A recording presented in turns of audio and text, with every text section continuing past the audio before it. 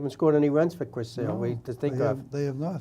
Right, and if you look at Porcello, the last, I say 3-4 starts, he's done pretty well. But last year, as a Cy Young Award winner, the Red Sox averaged over 7 runs per game on every game that he pitched. Wow. And that's the lack. They're lacking power and they're lacking run scoring ability No this question year. about it, yeah. Right. I think you have a few statistics here, Dick, in terms of what we see in the first 90-some games of the season. So. Well, the thing that's interesting about the Red Sox, traditionally we have known the Red Sox to always have had a power hitter, in the third or fourth spot. This year here we don't have it. So far we've hit 97 home runs. That's very low in the league. That's the last in the major leagues. Last in the major leagues. Not good. RBIs were 7th in the American League. That shows you a lack of power. That's halfway through. There's 15 teams in the American League. On on triples, we're 7th. On doubles, we happen to be 2nd, which is unusual. On hits, we're 2nd. Based on balls, we're 3rd. We're 13th in strikeouts. Means we struck out a lot. 13 out of 15. Yeah, and we're not, in stolen bases, we're not a very fast team. No. So in slugging percentage, lack of home runs, we're 11th. Lack of home runs. The slugging percentage is a telltale for that's not good. home runs. Correct. And we were just talking about the lack of power from a guy like Manny Ramirez. Manny Ramirez has about 37 RBIs, and he has, I believe, 15 home runs. 15 home runs, yeah. So when you hit a home run, you get an RBI for the run that you score. Right. So if you take the 15 home runs out of there, that means he's driven in, other than himself, about 20. Yeah, not good. Not good. No, a cleanup hitter should have somewhere between 80 and 100 RBIs. I think the Sox are relying on a guy like Mookie Betts. Right. Fortunately, he has hit a lot of home runs from the leadoff position, which is very unusual, as you know. Right. But other than that, throughout the lineup, Mookie Betts has struck out more this year already than he did the entire season last year. And I believe that the reason for that is that they don't have anybody behind them to back him up. When you had an Ortiz in there, or you have a power hitter batting 3rd or 4th, then they're going to have to pitch to the number 1, 2 hitters, and they're not pitching to them. If you watch these games, you'll see there's a lot of curveballs, there's a lot of sliders that are down and out on the outside part of the plate, and they're swinging at them because they don't have to throw the fastball down the middle to them because they know that there's no big power behind them. So I think that's one of the areas. You see Bogarts lunging for a lot of pitches. You see even Betts lunging for pitches. And I think that's one of the major issues with this team is that you don't have the ability to bring home 3 runs at a time with a home run like you did with Ortiz. I know Ortiz was above and beyond, but you should have some power in the 3rd and 4th. You get the Yankees, but they got a number 2 hitter, they got a catcher, which is very unusual to have a catcher being number 2. Yep. But they got number 2 with power, and they have this kid that's now Judge with power. The Yankees have some power in that lineup that they have. No The Red question Sox about it. lack power, and then the bottom of the order, Dick, is really not producing not at working all. well. It's funny when you mention that because the Sox, we had seen over the past year, they talked about how the Red Sox farm system was stacked. They gave it away. They gave a lot of their farm system away. They just in these trades. So where are they going to get them from? They don't have anybody in the farm system. This kid Devers is the only guy that has, I think, from what I'm hearing and reading, about some potential to come up into the major leagues. But they don't want to push him either. They're pushing these kids up very quickly. It takes time. So he came from Portland. Now he's down at Pawtucket. Right. And I think he should stay at Pawtucket, but he'll be up here in September. Yeah. When they have the call-ups from the minor leagues in September. But the Yankees, they made some moves strategically, beefing up their farm system, bringing up some of their players on a timely basis, and we haven't done that. So the Yankees were sellers, as they call them, last year, meaning they traded a lot of players out of the lineup, and they got a lot of prospects last year. The Yankees this year think they have a shot at ending up in the playoffs. So they're not selling, but they're buying players. Yeah. And they just got this Todd Frazier from the White Sox, who I think the Red Sox were interested in, but not for the price that the White Sox wanted. The Yankees gave up 3 prospects for him. He's batting .209. He's got, I don't know, 15 or 16 home runs, and he's a free agent after this year. That's true. So the Red Sox didn't want to do that, and I think they made a smart decision in that respect. But third base is a weakness now, Yeah, it is. with Sandoval being the second biggest boner that they pulled in baseball history, I believe. Wow. $48 million they still owe him. Well, you and I saw that article in the Globe that talked about the number of bonuses they paid out over the years. And it would seem to me that the Red Sox have not been very wise in the way they spent their money. They spent money on this kid Castillo, who really didn't make it. $75 million committed. He's still down in Pawtucket. He's still in Pawtucket.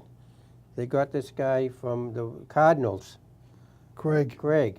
and 3 years ago, when Kelly came over from the Cardinals, Craig came over too. Craig was the best RBI man with men in scoring position in the National League. Right, he was. He was. And then they comes over here and he can't do anything. They owed $31 million, and they sent him to Pawtucket. He's been there for 3 years. He's out this year. This is his last year. But they dropped him, yeah. They dropped him this year, but $10 million to play at Pawtucket. I have to say this, though. He was injured when we got him. We never able to get him restored. Right, he had an injured foot. Yeah. Right, but he still never did anything. Never materialized, Never did you know. materialize. So I think they need to beef up their third base situation. The guys that they've had in there have done a reasonable job. Romero, and now this Taiwanese. They just sent him Lynn. back because Brock Holt was just reactivated. Yeah, they brought But they're that all guy. utility players. They're Yeah. not And regular players. With those types of guys, we'll see them. They're good for 3 or 4 games. They look good, but on the long run, they don't Yeah, materialize. they're good. They're good role players, is what they are. So I think the Red Sox, when you look at the Major League Baseball, and you look at the playoffs, I think you see a team that's probably as good as any right now is the Houston Astros. Oh my gosh, yeah. And the Houston Astros at one time had 4 of their 5 starters on the DL at one time, and still, they were at 63, 64 wins and about 31 losses. So Yeah, they're right up there. they're right up there. And one of the advantages, they're in first place, and I think they're in first place by 10.5 games, Yes, which means that they can play around with their lineup, develop their players more effectively right. at a major league level, and not be concerned about falling out of first place. They just have some good ball players. Absolutely. And the So- National League has the same thing with the Dodgers. Yeah, Yeah, the Dodgers have won 30 out of their last 34. Wow. That is, I think the Kansas City Royals did that in 1977 or 78. But that's very unusual. The Yeah. Detroit Tigers did it at the beginning of one season. They were like 34-4. But I think pitching-wise, Dick, what's your comments about the Red Sox pitching? well, the Red Sox pitcher, of course, the kingpin is Chris Sale. I thought that Price was going to be a fully supportive guy. Then he got injured, and then I think he had some mental problems. I don't know if he's ever adjusted to Boston. And Porcello has not done the job. I have to say that there were some games he has pitched extremely well, Porcello, but he didn't get the batting support. No batting. As I said earlier, the Red Sox scored an average of 7+ runs Yeah. per game for him last year. So So they're not doing that this No. year. They're not doing Pomerantz it. has all of a sudden come on board. He looks strong in the past 3 or 4 games. He's got a great curveball. How well he does for the balance of the year, I'm not too sure. Then there's Rodriguez, who just came off the injured list. Yep. So if you took a look at those 5 pitchers, On paper, they look pretty good. yeah, Right. They look pretty good. I think Chris Sale is everything that we thought he might be. yeah, no question about it. I think Price in general, even though he won 17 games last year, because the Red Sox scored a ton of runs last year, it was not the Price that we saw in the prior years with Detroit, with Tampa Bay, and with Toronto. Right. He was not the same. And I watched the game the other night against the Yankees. That's the best he's pitched this season. I'm just going to say that. Yeah, that's the Great best he's pitched. fastball, good control. Good control. Right. You know, curveball under Yeah, he control. pitched very well that night. But Yeah. Can he do it the next start? Can he do it the next start? Is he going to be? Is he consistent? That's the question. We don't know. The bullpen. The bullpen, yeah. Well, Kimball is certainly a powerhouse, Yep. and he's.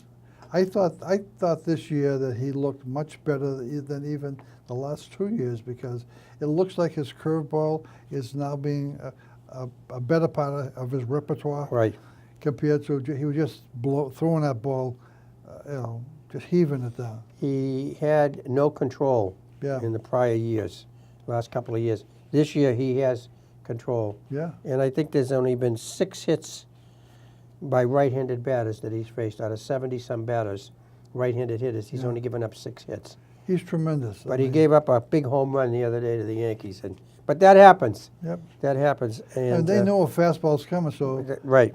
Right. Can they catch up to it? That's the question. a lot of these big leaguers, to have a 95-mile fastball used to be a death threat. Not anymore. Everybody's hitting that now. Everybody's hitting 92, 93, 94. And Joe Kelly is an effective eighth inning setup guy.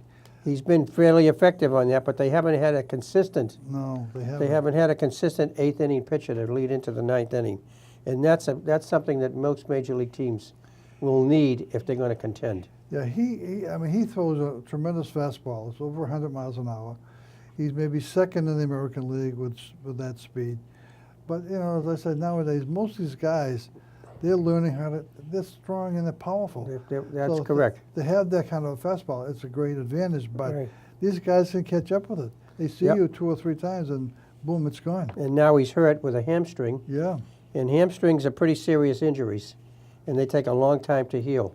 So he could be gone for more than just a 10-day sure. disabled list here. And they don't have anybody else that can get in there that you would be comfortable with. No, Robbie Scott was good for a while, but he's sort of tailed off now. Hembry is okay, but when you use these guys every game, because the starting pitching can't go beyond 6 and mostly 7, but most of them are out of there in the 6th inning. yeah. When you use these guys almost every day or every other day, it starts to show, and this is the time of year that if it does, this is when it's going to show. It sure does. It's funny you mentioned that. I was looking at a statistic, some old ball players who pitched in Boston. Johnny Sain for the Braves, Yes. Warren Spahn. These guys would pitch 140 to 150 pitches a game. And they didn't talk about slow arms either. Nope. I don't know what they did, but my gosh, today it's 100 pitches and boom, the guy's ready to get out of He's there. out. After 100 pitches, doesn't matter what inning, doesn't matter what the score is. Yeah, All right, they stretched him out. They stretched out Sale the other day yeah, that was to like unusual. 120. Yeah, And they stretched out Price to get through the 8th inning. the 8th inning, yeah. And so now they're giving him an extra day before their next start. I mean, it's just, I can't believe that they're doing this, but this is what baseball is. Baseball is a game of a lot of statistics, and I think it's overdone to some extent, but that's what baseball is all about. It's changed dramatically, so just compared to the players I just mentioned and Yes. what we're doing today. Well, if some of our old timers that are watching us here, some of you remember a guy named Dick Raditz, Oh, yeah. who was a wonderful relief pitcher in the mid-'60s with the Red Sox, who did not have good teams at that time. But I remember Dick Raditz saying, the more you throw the ball, the stronger your arm gets, Yeah, the more pitches you can throw. it's a muscle. And that's not happening in Yeah. baseball anymore. That's really not happening.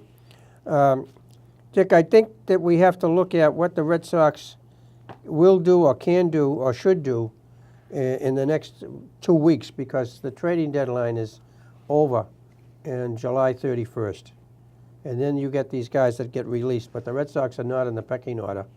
All these guys that get released after that, the teams on the bottom have the first pick, so by the time they get That's to the right. top, if they're any good, they'll be taken by some other team. So Well, they don't have much in the minor leagues to trade. No, they do not. One guy who's pretty good. They may have a pitcher or two coming up, yeah, but Kopech is a pitcher in the minor leagues. yeah, But when you get to the big leagues, it's a whole different story. you're right. It's a different It's a whole ballgame. different story. I also want to bring up the topic of game managers. In my opinion, Farrell is not a good in-game manager in general. I think some things should have been done that haven't been done, even over the last couple of weeks. When you were in the 10th inning, 11th inning of a game, you don't want to go 14, 15, 16 innings if you possibly can, Right. because you really wear out the bullpen. And a couple of shots he had there on Sunday with the Yankees, he had men on first and second with no out, and I think it was the 11th inning, and he doesn't move the man along. And it got a I mean by bunting. by bunting, yeah. right? He doesn't bunt at all. You move those two men along. Now you got men on second and third. Hopefully the bunt is successful. You got men on second and third. The game is tied, and you got one out. So what are the Yankees going to do, or what is any team going to do? They're going to walk the next hitter to load the bases so that they have a force play at any Sure, base. right. And then the infield has got to come in, and the outfield has to come in, because any long fly ball is going to score a run. Any hard ground ball is either going to be right at that fielder or it's going to go through. There's no range when you're in on the grass in the infield. They have no range. It's by you before you know it. Yep. And he doesn't do it. I don't know why he doesn't do that. I mean, he's a very experienced Yeah, guy. he doesn't do it. But you know, I noticed who's his bench coach? Oh, he's got the bench coach, Sasina, Di Sasina. Yeah, Di Sasina. Right. I noticed he coached 2 or 3 games. Well, Farrell went to see his son play, Right. and I noticed a difference. There is a difference. That's why I'm bringing it up. He's not a good in-game manager. They don't need more than one run when you're in the extra inning games, and the score is tied, obviously. Yeah. You got to play for the one run to win, and he didn't do it. He had twice. He had that happen twice in that game, and never moved the man along. So Man you- on second, no outs. So do you Move think him we're along. going to drop him at the end of the year? Is that Pardon me? do you think we're going to drop him at the end of the year? I don't know. He's got another year on his contract now. I think we need some. We need to be some more aggressive. The Red Sox, as you just said earlier, have been thrown out on steal attempts 46 times this year. Yeah, they have. Yeah, and so they're sort of aggressive, but they lead the major leagues by, I think the next team is like 20, and they're 46. And the Red Sox cannot bring home runners from in scoring position. At the last account, including last night's game, they were 3 for 65. Wow. So that means men in scoring position, second and third. They only had 3 hits in 65 attempts to bring those runners home. Last Okay. night, as an example, they had men on third base, or second and third, with less than 2 outs 3 different times. They didn't score any runs last night in that situation. They've hit into a lot of double plays And they this hit year. into a lot of double plays. So I think that the lack of power on that team is hurting the number 1 and 2 and 3 hitters on the lineup. Pedroia is batting third. Pedroia is not a number 3 hitter. But what else did they have to stick in there? Manny Ramirez when he was there, and Ortiz, they had to pitch to those guys Yeah, before they sure. got to them, That's true. right? Otherwise, now they have no threat in that lineup. There's really no threats. Well, the thing is this: if they have to trade to get that power, that's going to weaken the organization. Absolutely. There's know? nobody out there either, Dick, that No. I can see that that there's a power hitter that's out there. They're talking about Martinez and the Indians coming over, Right. but hey, We don't think that's going to happen because they all want prospects, these teams that are going to trade decent players. So I think the Red Sox are what they are. They're going to have to win this thing on pitching. And when you get in the playoffs, you face the number 1, 2, and 3 pitchers in the playoffs of other teams. The 4 and 5 pitchers are not usually, they don't make it. they don't make it because they got in between games. When they travel, there's a day off. And I think the Red Sox are going to face the top 3 pitchers in the playoffs. And I think there's some good pitching in the American League. Yeah, if you're not hitting, And they haven't been able to hit good pitching. yeah, I mean, you saw the Yankees here. They struggled every game. They went to Tampa before that. They lost 3 out of 4 games. They had the bases loaded in the 9th inning, and they couldn't score, and they lost 4-3. they lose 1-0. And then you see some of these statistics that you have, Dick. About 3 weeks ago, they went to Toronto and they scored an average of 13 runs a game. So they piled all those statistics up in 3 games. They had about 35 runs in 3 games. Yeah, you have to look at it Over the whole picture here. So some of these statistics are somewhat skewed when you look at that. Then they go to Tampa and they lose 3 out of 4. Well, that's like, you talk about statistics. If you listen to Nesson, that's where all the games are on anyway. They'll say that Dustin Pedroia, he had 576 over the past 7 games. Yeah. What does that mean? It doesn't mean anything. Yeah, you could turn around and say, geez, he's hitting 750 over the last 2 at bats. Yeah. It's meaningless. It really is meaningless. They fill that stuff in, you know? They fill that stuff in. And I just also know that the TV viewing is down 20% in this year, which surprises me. Because the Red Sox they are competitive, let's put it that way. But they are a frustrating team to watch. And Nesson has got an issue here with their advertising revenue. As I said, they're down 20. The viewing is down 20% from last year. Well, you talk about frustrating. One of the things that the Red Sox, they lead the major leagues in pitches taken. That's the other point. Right. How many times have you seen, as an example, Dustin Pedroia take a fat pitch for the first time, every time at bat? The first pitch they take a lot. And in a couple of games they mentioned that the pitch, I forget who it was, but he pitched a pretty good game too. They took 20 first pitches in 5 innings. So you figure he's facing, even if he only faces 3 batters an inning, that's 15 in 5 innings. Yeah. Well, of course he faced a few more batters than that. Almost 20 first pitch strikes were thrown by these pitchers, and they just let them go. They're always taking the first pitch. Their philosophy is to wear down the starting pitchers of the other team, because we talked about pitch count, and they want to wear them down. So they want to take an average of 3 to 4 or 5 pitches per at bat. Well, you're in a hole already before you start when you're 0-1. Then it's 1-1, and you foul the pitch off, and it's 1-2. Now you're really in the hole. And you see all these pitches, they don't throw them down the middle anymore. They're all on the outside, they're in the dirt. They're low, and they swing at them. Well, the thing about it is that the Red Sox are facing the 1 and 2 starting pitchers for any club. Right. And so they're geared up, and they're not 1 and 2 because they can get the ball over the darn plate. They have control. So if they know the Red Sox are going to wait A pitch. for the pitch, now they're ahead. They're ahead before you start, and that's what they've done. And they've done that the last couple of 3 years, taking the pitch count to 3 and 4 and 5. They lead the major leagues in pitches taken per at bat. Not pitches taken, but total pitches per at bat. They lead the major leagues. So I don't understand that philosophy. If it's a good pitch, Hit it. smack it. Hit it.